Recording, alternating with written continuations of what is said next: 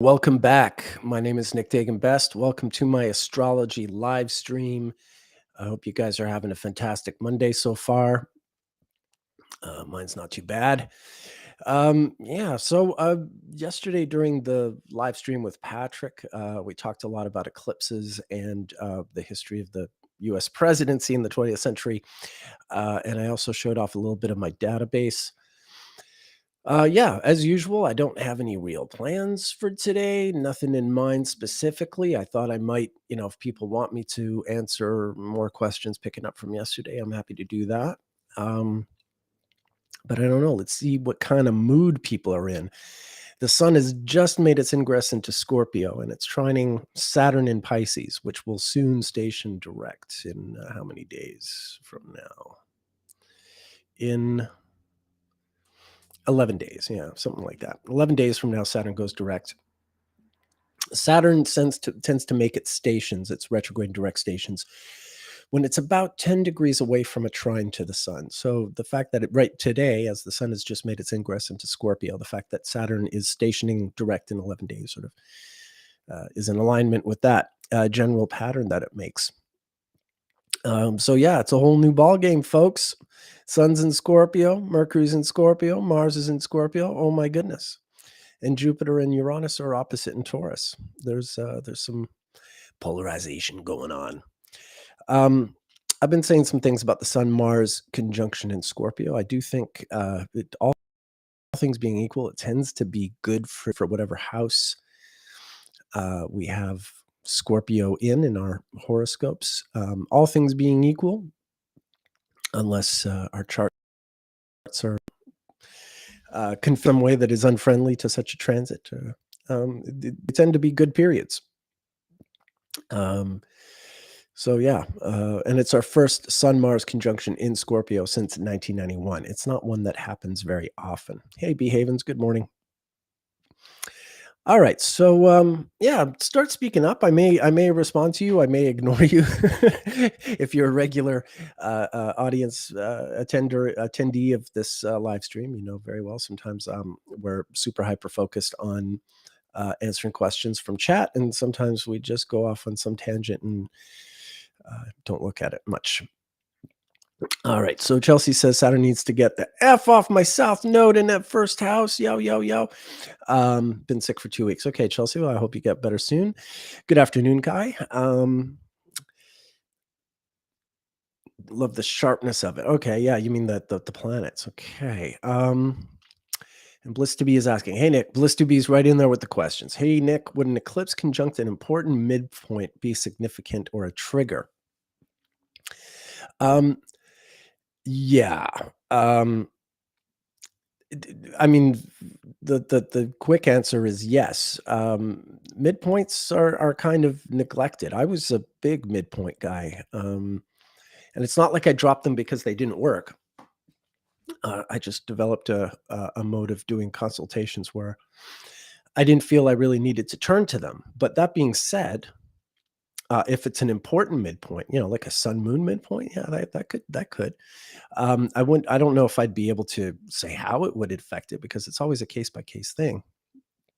But transits to midpoints, they count. It's a next level kind of, you really have to be paying attention. That's the kind of thing, like if we program AI to read astrology charts, it can do all that stuff at once. But I find in a 1-hour consultation conversation, I have the kit of tools that I use that's really efficient for that kind of situation, and I kind of stick to it. And then when it comes to research, of course, I'm looking at broader things like planetary cycles. But midpoints are amazing, and they speak very, very loudly in their own right. Highly recommend reading the words of Reinhold Ebertin and Alfred Witte, German astrologers who wrote around the time of the Second World War about midpoints. It's a very interesting innovation. Chelsea's asking me about Liz Cheney. Why are other people asking me about my position? I'm sorry, Chelsea. I'm not losing my temper, but I'm like I've kind of said my bit about the presidency. I don't have any thoughts about anyone's chances. I think Trump's in no matter what. Liz Cheney doesn't stand, I mean, I don't know. I'm not looking at her astrology, but I mean, who's going to vote for Liz Cheney? The small amount of Republicans who don't like Trump. Anyway, I don't know. I'm just, yeah. Sometimes people want me to talk about RFK Jr. or Liz Cheney, and I guess I don't know. We want to bargain with me or change my mind, because somehow if I change my mind, maybe that'll change the outcome. Maybe it's Nick's fault that he's predicting Trump will win, that he's going to doom us into him winning. I don't know. I'm speaking out loud and I'm being very silly. I'm being very silly. Anyway, Chelsea, yeah, don't give up on her. Oh, Behaven is asking, how about Black Fours? Yeah, how about Black Fours? There's only been one Black Four U.S. president ever. Do you know who that was? George Washington. That's right. The only Black Four president ever. Although the Black interval is typically very popular with presidents. There have been a lot of Black 2 presidents, for instance. Just as many Black 2 presidents is tied, I think, with White 5 for the most number of presidents in one interval. But Black 4, there's only ever been George Washington. Let's see. What can we say about Black 4s? Maybe I pull up my Black 4 folder and just like good old times. Yeah, it's funny. Sometimes people ask me about what the intervals mean, and then I just take them through the slideshow rather than answering their question. It reminds me of a story. Leonard Cohen was doing a poetry reading on a television show, and he's sitting there with an interviewer, and he reads one of his poems, and then there's a silence, and the guy interviewing him says, "So what does the poem mean?" And Leonard Cohen pauses for a moment, and then he lifts up the book and he reads the poem again. And I feel that's sometimes how I, handle some of these questions. I don't know if I'm being responsible or irresponsible in doing so. All right, so here's my Black Fours. I'm going to open up. It's just going to take a minute for the slideshow to open up, and we can talk about Black Fours. And you want to talk about Black Fours? We can talk about Black Fours. Now, for people who don't know what we're talking about when I say a Black Four, I recommend going to my YouTube channel and watching a video on my channel called Introduction to the Venus Synodic Cycle. It's about 11, 12 minutes long. There you are. There's George Washington. Am I sharing my screen yet? No, I'm not. Okay. Remember those good old days, people, when I used to think I was sharing my screen, but I wasn't, and I'd be yammering on for 20 minutes about something that none of you could see? Weren't those good old days? So yeah, here's George Washington, and he's a Black Four, but maybe I'll take us backwards. I've been working on some of these slides. Yeah, we'll talk about some of the today's Black Fours, and then we'll work our way backward. So Millie Bobby Brown, actress born in 2004. I'm sure if you've watched Stranger Things, you know who she is. If you haven't watched Stranger Things, you have no idea who she is. She's also the youngest UNICEF Goodwill Ambassador appointee, so good for her.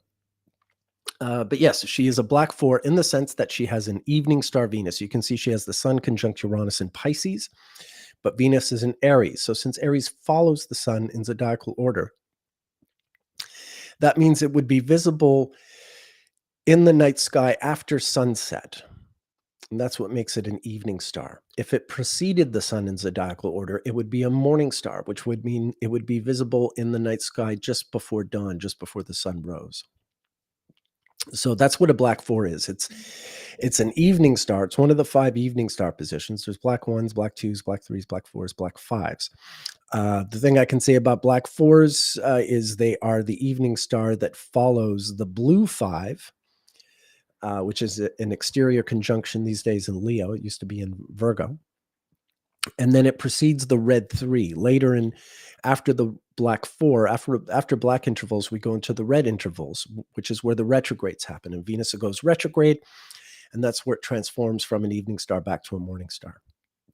So a Black 4 is between the Blue 5 and the Red 3 because it runs backward in numerical order. by running backward in numerical order, it actually moves the numbers forward in the given sort of color interval. So black ones come before black twos, come before black threes, but there's the red, white, and blues between all of them. I hope that makes sense. Anyway, let's move on. Florence Pugh, she's another famous actress. She's 8 years older than Millie Bobby Brown. She was in, well, I'm sure we saw pretty much all we could see of her in Oppenheimer. Uh, yeah, I'm a Gen Xer. I've seen loads of nudity in movies, but apparently it was the first time for a lot of people. But yeah, she's a really good actress. She's been in a lot of stuff I've seen. So that's Florence Pugh. She's a Black 4. Timothy Chalalalame. Apparently, I'm not the only one who has trouble saying his last name. I don't really have trouble. I just pretend I do. But yeah, he's. I saw him in Dune and Don't Look Up. He's, the current young, hot young thing, I suppose, is what we'd say. Although he's about to have his Saturn return, so he's about to be too old to be a young heartthrob. He's going to move into the sort of the next category. Kendall Jenner. One of the Jenner Kardashian folks. She's a Black 4. What can I say? I don't watch her television show. I only know her vaguely as a celebrity. Rihanna's a Black 4. So yeah, I'm sure most of you know who she is, even if you've only ever seen her on the Super Bowl or what have you. But yeah, she's one of the most popular singers in the world today. Ronan Farrow, son of Mia Farrow and either Woody Allen or Frank Sinatra. I mean, he's supposedly the biological son of Woody Allen. But Mia Farrow had been married to Frank Sinatra long before she was involved with Woody. And according to her, she did have an affair with Sinatra around the time that Ronan Farrow was born. So yeah, he's probably Frank Sinatra and Mia Farrow's son, but officially he's Woody Allen's son, although he's also Woody Allen's greatest sort of critic and nemesis in the ongoing, well, if you don't know about the Woody Allen Mia Farrow thing, this isn't the time and place to get into all that, but it's all very sad. Chelsea Manning, great American hero, the whistleblower, disclosed nearly 750,000 classified or sensitive documents to WikiLeaks. Chelsea's also a trans woman. I don't know what time she was born, but you can see she's not just a 1987 Sagittarius who, those 1987s folks have the Saturn-Uranus conjunction, but she was born literally with the sun in between that Saturn and Uranus conjunction, which I find very, very, very interesting. Speaking of people born in 1987, happy birthday to Patrick Watson out there. I meant to start the show with that. Patrick's turned 36 today, which I just can't believe because the dude was like 17 when I first started talking to him. So I've known him half his life. How about that? Anyway, here we are. Chelsea Manning. Very interesting chart. And yes, she is a Black 4. She has the evening star Venus in Capricorn to her sun in Sagittarius.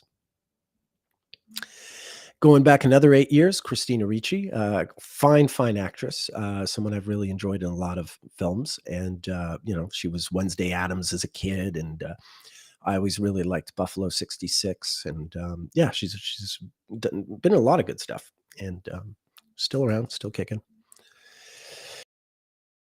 Ben Sass, he's a Republican from I think I have a typo here. It says it looks like he's a senator from New Brunswick, but it should be Nebraska. It should say U.S. Senator R-NE, not NB. I'll have to fix that typo. That's hilarious. Unless Canada suddenly joins the United States, and we do have senators from New Brunswick, he is the senator from Nebraska. Nebraska and New Brunswick have virtually nothing in common other than they start with the letter N. My bad. Okay. Glad I saw that. I'll get that fixed. Okay, most people know who this is. This is Amy Coney Barrett. She is the most recent, isn't she? Or one of the most recent, no, not the most recent, but one of the most recent Supreme Court justice appointees. Biden's appointed someone, hasn't he? I'm drawing a blank, but this was the last justice appointed by 45 by Donald Trump. And Yeah, she's Amy Coney Barrett, and she came in to replace Ruth Bader Ginsburg, and she's kind of like she was the linchpin to get Roe v. Wade overturned. Um, which yeah, that's had a really interesting, like, the blowback to that is so interesting. The United States spent about 40 years fighting over the whole Roe v. Wade thing, and then when it was finally quote unquote won or lost, depending on what side you stand on, it was kind of a moot point because it turns out most of the population was not on board for this thing that had really controlled American politics for almost a half a century. Um, so it's kind of, I mean, for better or for worse. Well, the fight's not over now, but it was there was this event that people on the left were dreading for the longest time, that the Supreme Court would get enough conservative justices to overturn Roe v. Wade, and when it finally happened, yeah, the blowback was marvelous. This guy, okay. This guy is currently supposedly in charge of the country I carry a passport for. His dad was also prime minister long before he was, but his dad was not a black four. His dad was a red five.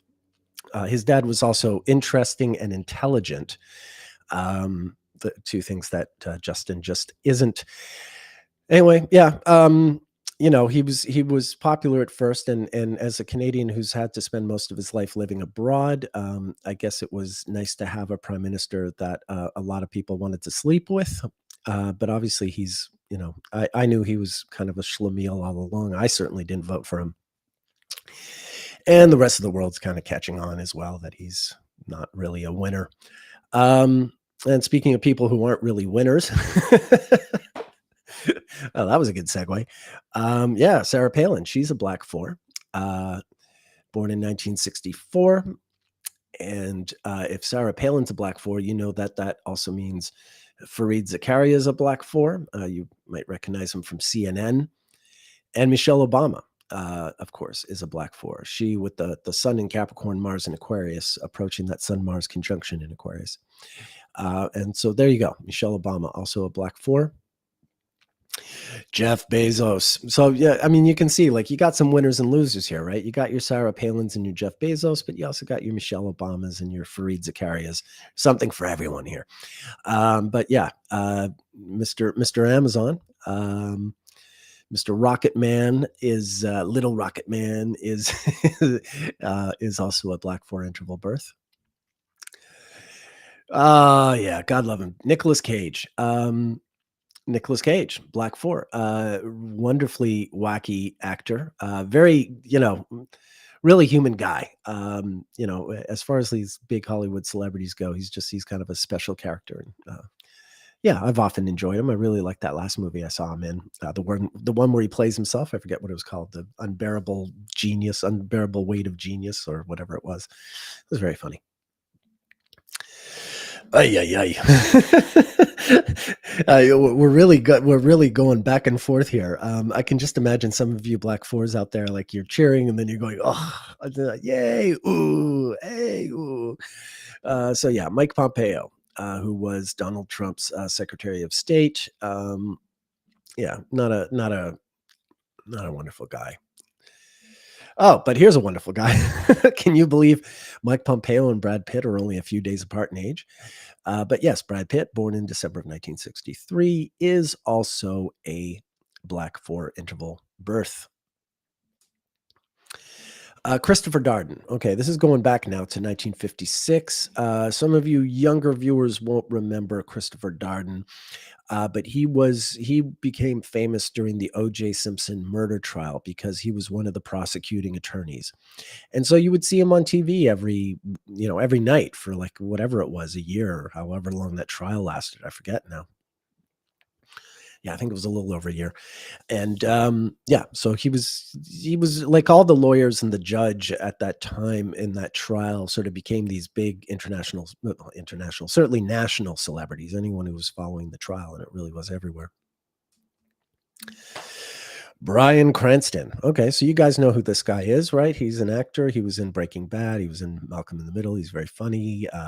He played Lyndon Johnson in a movie as well. He played Dalton Trumbo in a movie.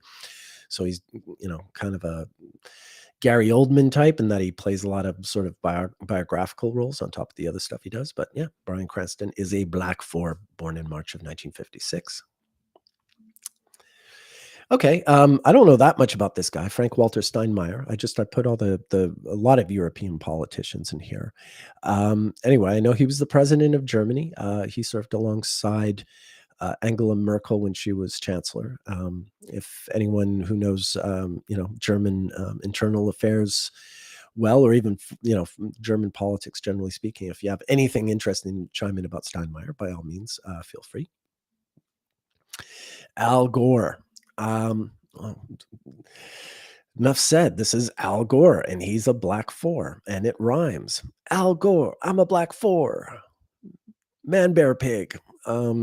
Anyway, yeah, he's Al Gore. He was vice president. He ran for president. He kind of won the election without winning it, and he won it without getting the presidency. And yeah, you can see once again, evening star, Sun in Aries, Venus in Taurus, evening star, Black Four interval.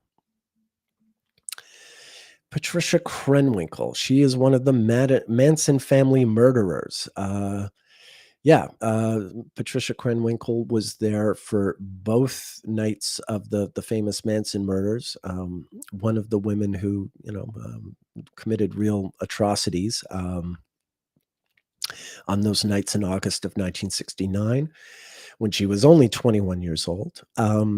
If you guys have seen the Quentin Tarantino movie, Once Upon a Time in Hollywood, where fellow Black Four Brad Pitt dispatches the Manson family in wonderful, violent fashion.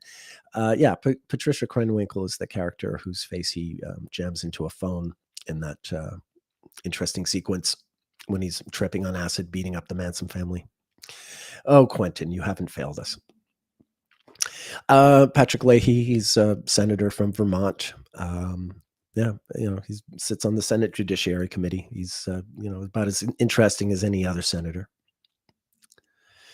Chuck Norris, well, he's more interesting than any senator. I'm not a big fan of kung fu movies, but, for what it's worth, Chuck Norris, actor, martial artist, film producer, holds black belts in numerous styles, and served in the U.S. Air Force as an air policeman. There you go. Uber alpha male, Chuck Norris, Black Four. Here we go. More senators. I put a lot of these senators in so I can keep my eyes on them. This is Hank Brown, a Republican senator from Colorado. He served one term and never ran again. And he did mediate between Russia and the Taliban back when when the Soviet Union was involved in war in Afghanistan. Back when the Taliban were American allies. Remember that? Some of you older folks might. This is another German president. I think my point was just I'm seeing a number of German presidents born during Black Four intervals. I don't know why. I don't know too much about, I know some things about Angela Merkel, but just I kept a list of all the French and German political leaders going back 200 years. So just for consistency's sake, I wanted to keep my eyes on these folks. So there you are. He's a Black Four interval. Evening star, Aquarius Sun, Pisces Venus. Laurent Désiré Kabila. Okay, this is Kabila is a fascinating figure. He was a Congolese revolutionary. He eventually overthrew Mobutu, the Mobutu regime, which reigned from about 1965 to 1997, and just devastated the country. I mean, really one of the worst. I mean, maybe not as bad as Mao, but like approaching Mao levels of incompetence and insanity and indulgence. Anyway, Kabila was a Congolese rebel, always fighting the Mobutu regime over the years. Kabila had been fighting alongside Che Guevara in 1965. Che Guevara had a brief interlude in his revolutionary career, for want of a better word, when Guevara was in Congo, and at some point he and Kabila were training alongside each other. I know that. Anyway, eventually Kabila in the 90s would overthrow Mobutu, and then he himself would be assassinated. I think his son is now the president. I might be out of date on that one. Elizabeth Taylor. Right. I've got a lot. I've got a whole sort of video I'm working on with Elizabeth Taylor and someone else who you're about to see, someone born a day before her. Um, Really, really interesting figure, Elizabeth Taylor. Of course, she's a great actress, but she was a really important activist, to for AIDS awareness at a time when uh, anybody else was just afraid to even say the word. So yeah, real like a loads of character and a really, really interesting human being. And yet at the same time, this totally sort of spoiled diva of a Hollywood actress. So classic sort of Pisces. She's someone who could be friends with Ronald Reagan and Michael Jackson. Like, who is that? You know, uh, versatile, but Elizabeth certainly was. Yeah, really, really interesting person. Someone whose chart I really love studying. And then her counterpoint, Johnny Cash, born the day before Elizabeth. Johnny Cash is the kind of guy who could be friends with Billy Graham and Bob Dylan. So sort of like Elizabeth Taylor, Johnny's very versatile and has a big tent when it comes to his friends and allies. So I find them really, really interesting figures. And there's a story, I think I've told it on the one of the live streams before, but in December of '83, both Johnny Cash and Elizabeth Taylor found themselves at the Ford Center to overcome their respective drug habits. And when they met at the Ford Center, they realized that they were born a day apart. And for the next 20 years, until Johnny died in 2003, they would send each other birthday cards every year. So I really love that story. Yeah, I love studying. I have a lot to say down the road using a time twins example of both Johnny Cash and Elizabeth Taylor. Actually, someone told me there's an old video I made on YouTube about them, and someone told me it was being taught at Kepler, used to teach at Kepler. So I'm got a kick out of that. I hope you Kepler students enjoyed that. Ted Kennedy. What else can I say? Ted Kennedy was a Black 4 interval. He's born just about a month before Johnny Cash and Elizabeth Taylor. He's another Pisces sun with Venus and Aries. And yeah, Ted Kennedy, one of the Kennedys. Edwin Meese. Edwin Meese was Attorney General to Ronald Reagan. This guy was a real piece of work. Yeah, he would have loved today's Republican Party. I think he was ready for that. And he's one of the people who participated in the Iran Contra cover up, amongst other things. He also once tried to ban the Beach Boys from playing DC, which hilariously rebounded on him. Okay, this is Arthur Shaskelson. He was, for those of you who saw the astrology podcast the other day, where I talked about Nelson Mandela and the Rivonia trial. This was this big trial in South Africa in 1964, the one in which Mandela and his 10 co-defendants were all sentenced to life in prison. And Arthur Chaskelson was one of the defense attorneys on that trial. And years later, when Mandela would be released from prison and become president of South Africa, he made Chaskelson the Chief Justice of the South African Supreme Court.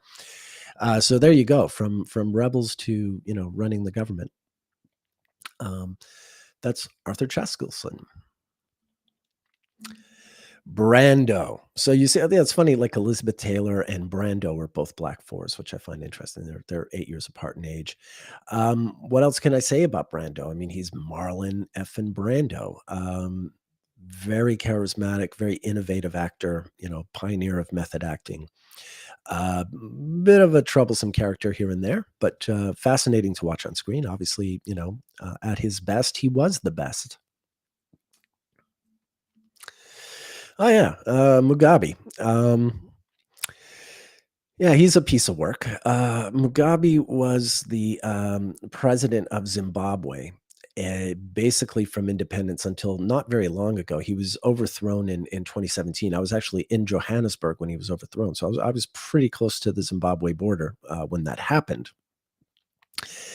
Look, what I can say about Mugabe, I think, is the same thing I can say for a lot of revolutionaries, be it Lenin or Mao, or Castro, where you can support you can believe in the rebel, you can believe in what they're fighting against when they're fighting, but then when they take power, they're no longer revolutionaries. They become the very thing that they were fighting. They become one after the other, autocratic and dictatorial, and no longer revolutionary at all.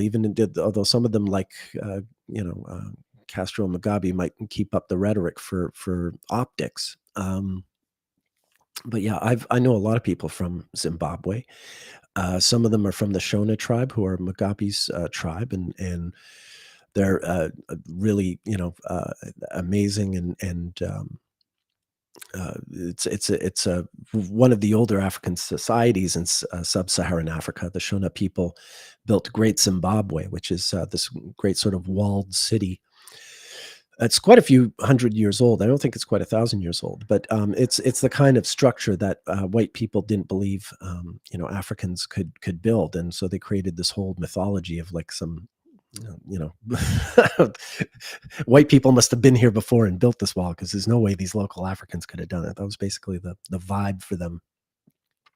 Anyway, the Shona people were sort of agricultural and lived in their area, what is now North Zimbabwe. They lived there for a long time, in a part of Africa where really a lot of the tribes were migratory.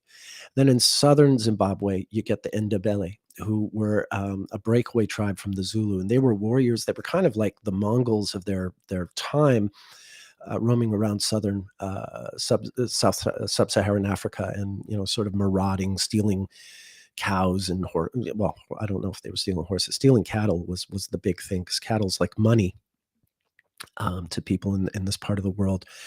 And eventually the Ndebele settled in southern Zimbabwe just in time for the British to come up and want to take the place. And so the Ndebele were the ones who said, sure, we'll sign away this land, because we don't really know what signing away land means. Something familiar here in North America, of course, sort of the same trick. When a society doesn't have a concept of land ownership, they don't know they don't know what's being presented to them. So yeah, long story short, Mugabe was when Zimbabwe was called Rhodesia and was under a white supremacist government, you had these two factions, the Shona faction and the Ndebele faction, who were fighting for Zimbabwean independence. But once the independence was achieved, these two factions, which are actually quite hostile to each other, there were problems, and Mugabe wound up basically commissioning what I would call a genocide. It hasn't officially been called a genocide, but a lot of Ndebele people were murdered and disappeared. And I personally know someone who had to, at the age of 11, had to hide in a forest with her family for over a week, waiting for these Shona murderers to leave the area. So it's pretty, I mean, I'm always on the side of someone fighting for independence, but the problem with revolutions is the revolutionaries quickly turn into dictators, and Mugabe's another case of that. That being said, you can see he's born at a lunar eclipse. He's got an evening star Venus. I have to say, Mugabe, like I'm no admirer of him as a political leader. Like I said, I have a basic admiration for anyone who's revolutionary, even though I know they're even if I know with hindsight being 2020 that they're headed towards some other darker turn later on. But I got to say, Robert Mugabe, if nothing else, was one of the most articulate human beings I've ever heard speak the English language. Really, really smart, articulate guy. And I know it's always a bit suspect when white people start complimenting Black people for being articulate. It can be sort of coded language, but I mean, like, out of anyone, unless anyone think I'm uh, you know, um, What's the term? Speaking in code or something. No, I just mean very frankly, if you ever see an interview with the guy, he really spoke English really, really, really well, which is really common with the show now. They're all really articulate, or all the ones I know. James McCord. Okay, so James McCord is also a Black Four. He was one of the Watergate burglars, and he was the one who sort of ultimately uh, um, really opened the case, because the Watergate burglars were sentenced to jail for the break-in, and that would have been it. But then James McCord said to the judge, "Actually, I perjured myself. Actually, we were acting on orders from the White House," and that's when the Watergate scandal became like a proper scandal, and not just some isolated incident with a couple of burglars being arrested. Alexander Yakovlev. He was the Soviet ambassador to Canada, and he's often touted as the guy who really sort of initiated the thaw in the Cold War, and just sort of saw the writing on the wall and saw that the Soviet Union was not a bankable entity, and so through different maneuvers started to help shift the Soviet Union's, excuse me, towards glasnost, and once Gorbachev, an important ally there. I'm just going to hit escape for a second to check on the comments and see if anyone's saying anything I should really respond to. Okay, people are still talking about Liz Cheney, so I'm just going on and on. People are talking about.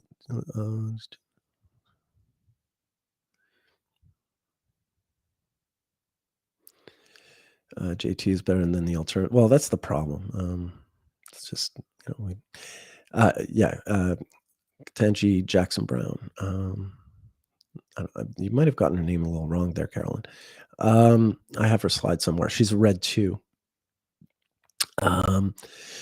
Do I have phases for Mars cycles? No, I'm working on that, Chelsea. I am working on that, but it's harder to do. It's harder to do. Okay. Behaven says reference George Washington. I thought I did. I already did show George Washington.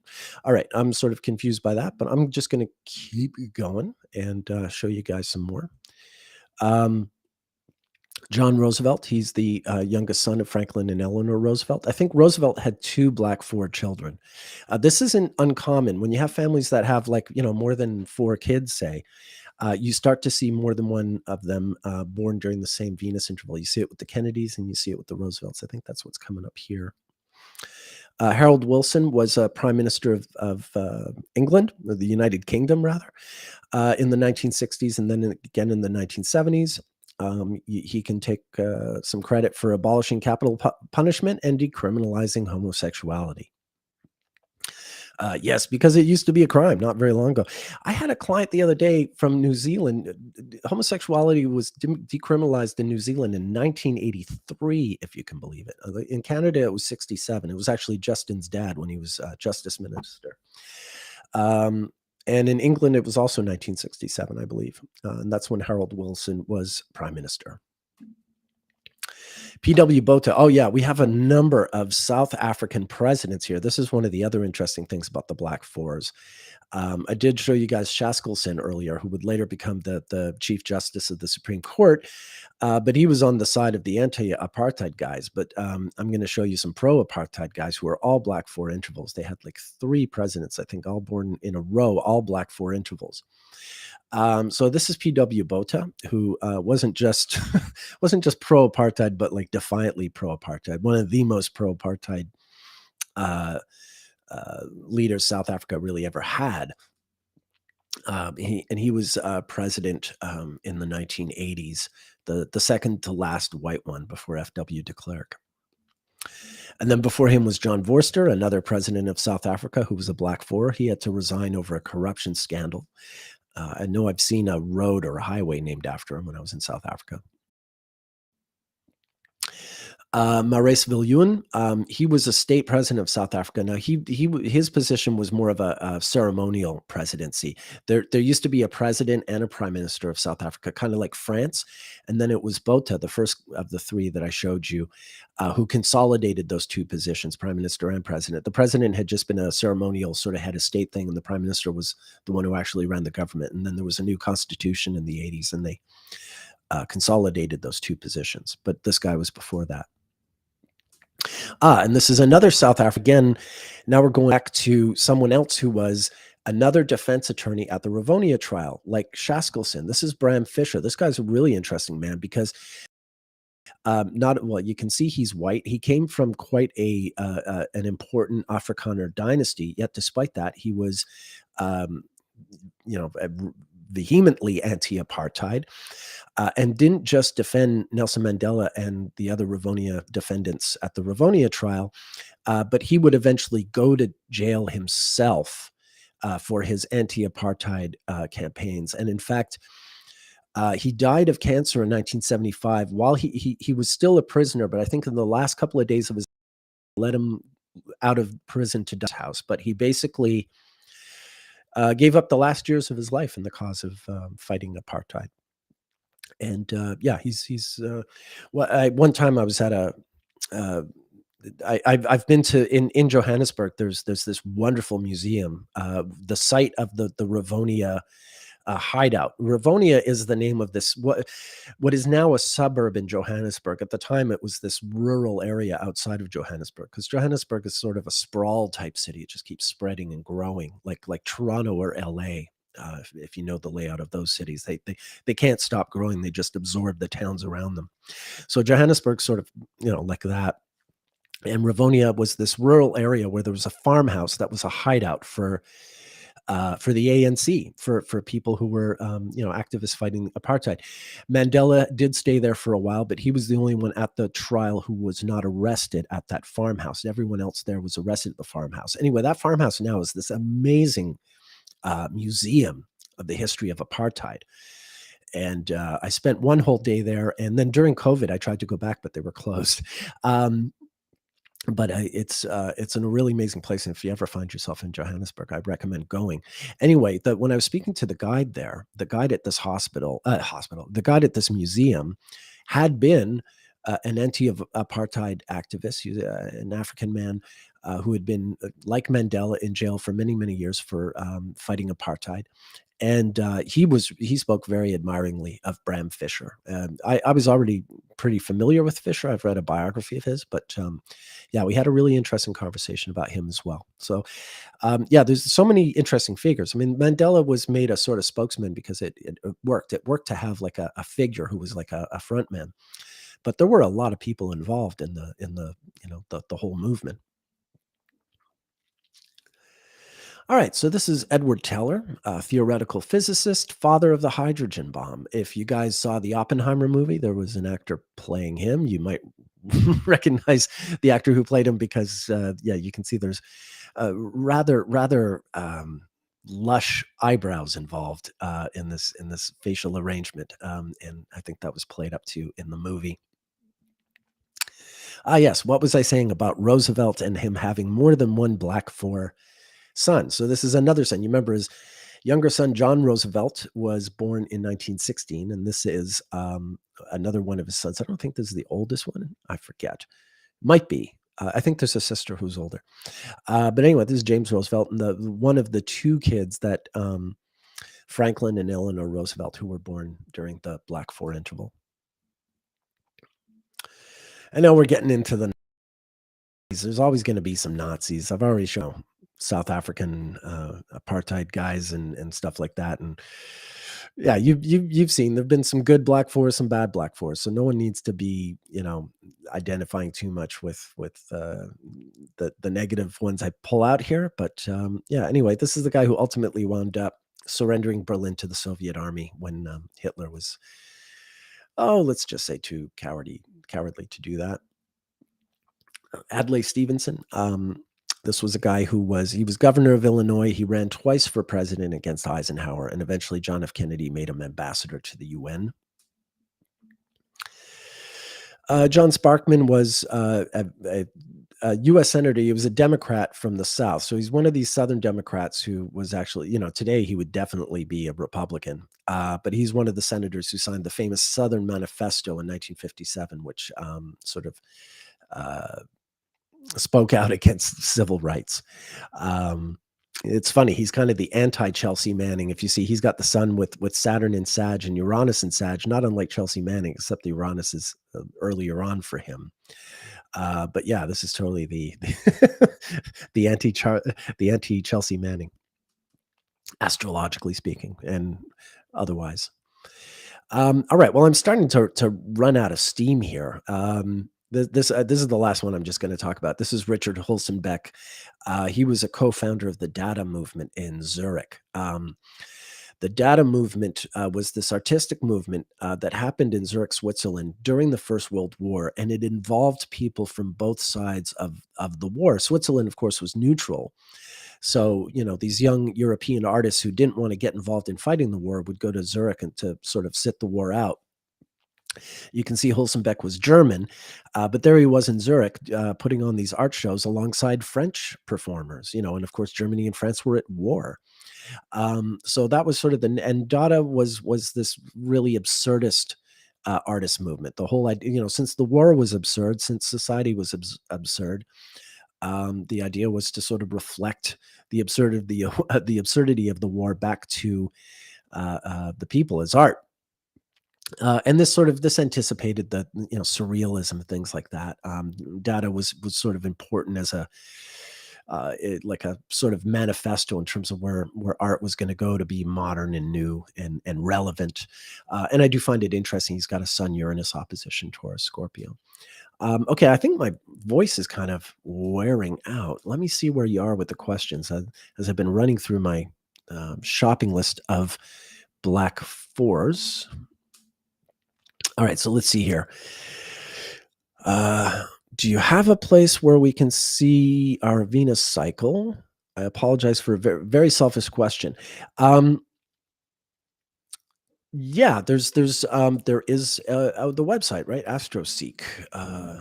Am I? Let me just look it up.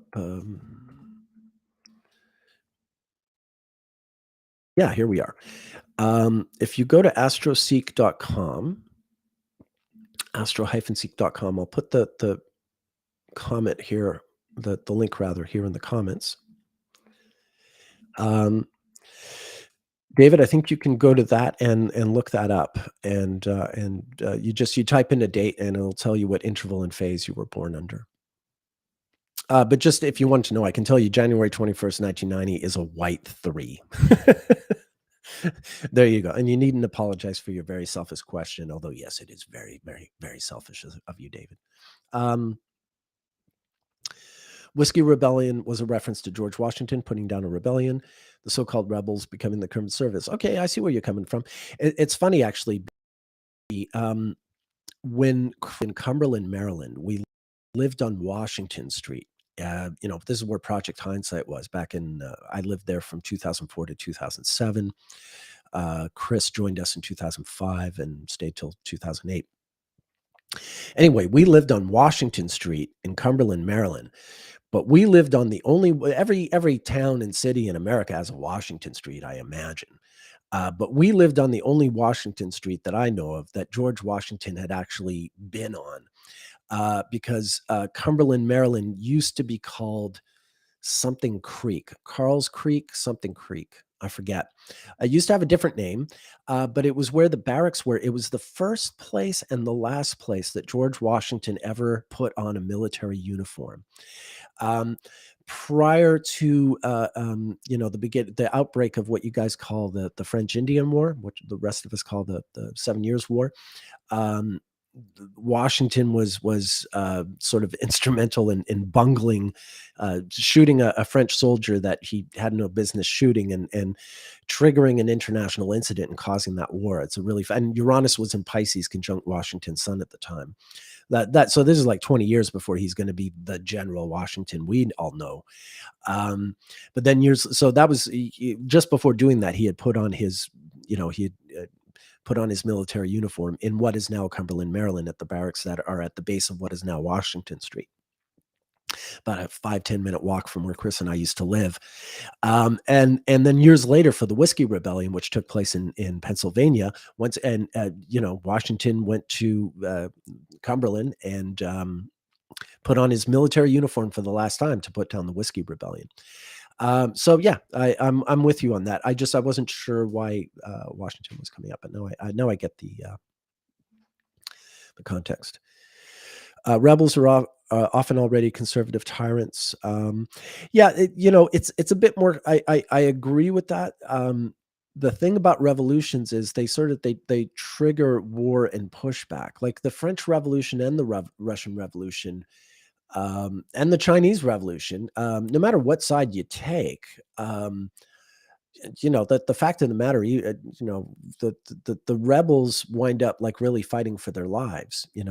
People tend to forget, like in France during the French Revolution, when everyone's getting their heads chopped off, it is because like European armies are coming on France from all directions, and everyone suspects a traitor everywhere. And I'm not justifying everything, or anything, but when you're in that environment, it gets really crazy, and that's how these things get so sour. That being said, yeah. When I'm talking about whether I'm talking about Mobutu or Mugabe, Mobutu of Congo or Mugabe of Zimbabwe, or whether I'm talking about Lenin or Mao or Castro, in all these cases, like I can see, like I would side with their cause as rebels, but then sure enough, they take over, and I'm no longer in sympathy with their agenda, and it's a really important problem because I'm somewhat supportive of rebellion and revolution, or at least the aims. Things do need to change, and sometimes you need to seize the reins to make that change. But it just always goes awry. If you could execute a rebellion, knowing that you would get from point A to point B without a lot of mess in the middle. It would be more palpable, I think, or more. Not that's not the word. More feasible, more attractive.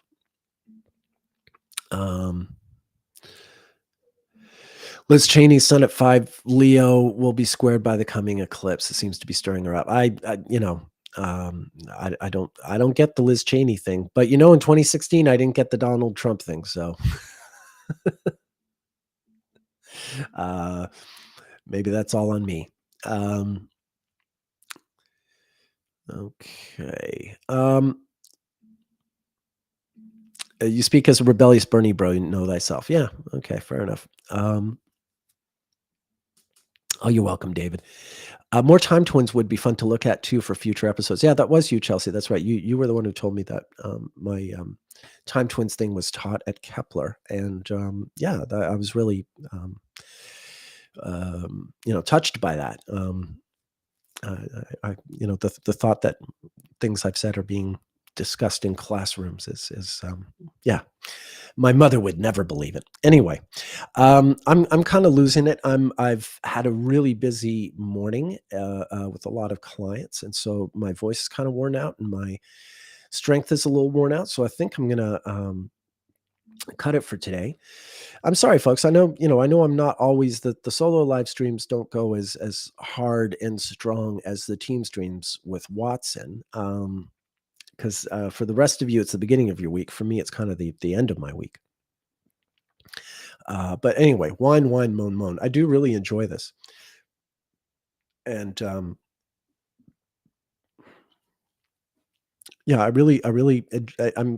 feel I'm getting better at doing this. For those of you who remember that the earliest live streams, they were a little awkward.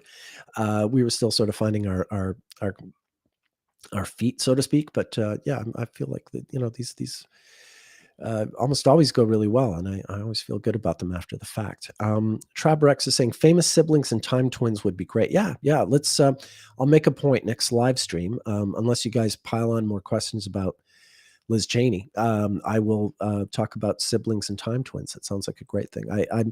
Yeah, maybe we start planning these live streams a little bit. I know I like the sort of speaking off the top of my head thing, and I'll keep doing that. But once in a while, maybe we actually set a proper agenda.